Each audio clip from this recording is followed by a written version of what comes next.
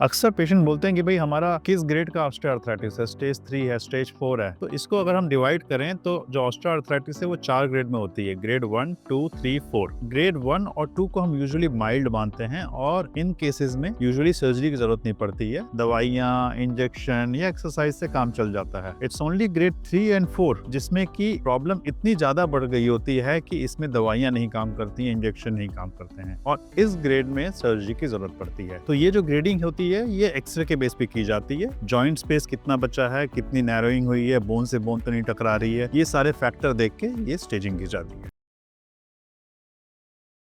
घुटने के दर्द के लिए कौन सी एक्सरसाइज करनी चाहिए, कौन सी एक्सरसाइज घुटने के दर्द के लिए सबसे अच्छी होती है। तो जैसा कि मैंने बताया था कि घुटने को जो थाई की मसल्स हैं वो कंट्रोल करती हैं। सामने आपकी क्वाड्रिसेप्स मसल होती है और पीछे आपकी हैमस्ट्रिंग मसल होती है। तो ये क्वाड्रिसेप्स और हैमस्ट्रिंग मसल को स्ट्रेंथन करने से आपके घुटने को सपोर्ट ज्यादा अच्छा मिलता है। उसके साथ साथ जो बॉडी का बैलेंस है, बॉडी का बैलेंस बनाए रखने के लिए आपकी बैक और हिप की मसल्स भी स्ट्रांग होनी चाहिए। तो आपकी जो प्रायोरिटी होनी चाहिए, जो प्राइमरी जो आपकी स्ट्रेंथनिंग होगी वो थाई मसल्स की होगी, क्वाड्रिसेप्स और हैमस्ट्रिंग की, लेकिन उसके साथ साथ आपको अपने बैलेंस के लिए हिप और बैक की मसल की एक्सरसाइज भी करनी है।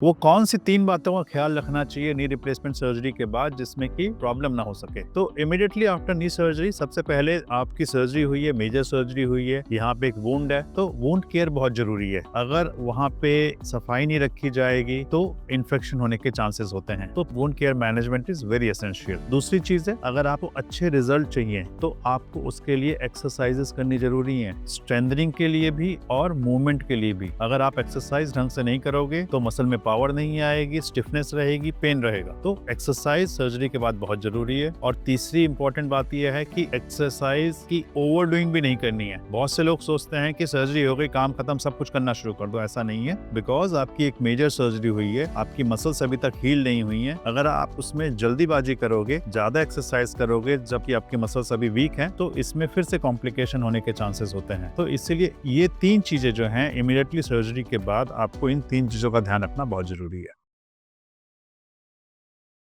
नी रिप्लेसमेंट सर्जरी के बाद जॉइंट से आवाज आने की कंप्लेन कुछ पेशेंट्स करते हैं और कई बार थोड़ी सी आवाज आती भी है। और अगर ये नी पेन के साथ एसोसिएटेड नहीं है, इंस्टेबिलिटी नहीं है, तो इस चीज को इग्नोर किया जा सकता है। ये आवाज कई बार आती है जो हमारे सामने जो पैटला की बोन है वो रब करती है, कई बार उसकी आवाज आती है। और कई बार जो अंदर कंपोनेंट है उनमें से भी थोड़ी आवाज आ सकती है। लेकिन जैसा मैंने बताया, अगर आपको इसके साथ कोई एसोसिएटेड नी पेन नहीं है या फिर आपका घुटना स्टेबल है और कोई इंस्टेबिलिटी नहीं लग रही है, तो इसको हम इतनी वैल्यू नहीं देते हैं।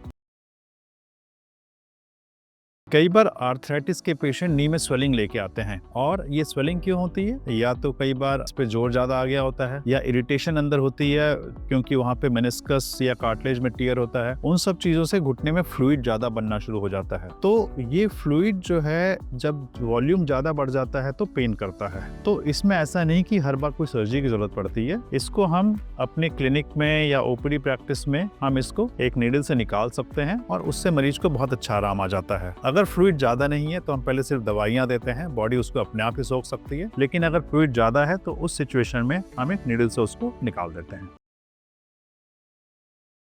तो घुटनों में जो पानी बनता है इसके कई कारण होते हैं और ये डिपेंड करता है कि किस एज ग्रुप में भी हो रहा है। सो अक्सर यंग पर्सन में क्या होता है, it is because of sports injury. Sports injury में आपके मेनिस्कस में टियर हो सकता है, लिगामेंट में टियर हो सकता है और उसकी वजह से घुटने में पानी बनना शुरू हो जाता है। तो उस केस में आपको कारण पता करना है कि क्यों हुआ है और उसका एसीएल या जो मेनिस्कस टियर है उसको रिपेयर करना है। कई बार अगर आपके बॉडी में जैसे यूरिक एसिड वगैरह बढ़ जाए उसकी वजह से भी पानी बन सकता है, तो ब्लड टेस्ट से क्लियर हो जाता है। और उसके अलावा एल्डरली पेशेंट में अगर हम देखें जिनकी उम्र हो चुकी है, जिनके घुटने में आर्थराइटिस है, उन केसेस में आर्थराइटिस की वजह से कई बार घुटनों में पानी बनना शुरू हो जाता है। तो वहां पे क्या होता है, हड्डियां बढ़ गई हैं, कार्टिलेज डैमेज हो गया है, बोन टू बोन रब कर रही हैं, तो उसकी वजह से फिर ये पानी बनना शुरू हो जाता है। तो इन केसेस में हम इस पानी को एक नीडल से निकाल सकते हैं और उसको सुखाने के लिए कई बार हम दवाइयां भी देते हैं। अगर ज्यादा पानी नहीं है तो बॉडी उसको सोख भी लेती है। लेकिन अगर ये चीज बार बार हो रही है तो उसका ये मतलब है कि हमें इसके पीछे जो रीजन है, जो मेन कारण है, हमें उसको पता करके उसका इलाज करना है।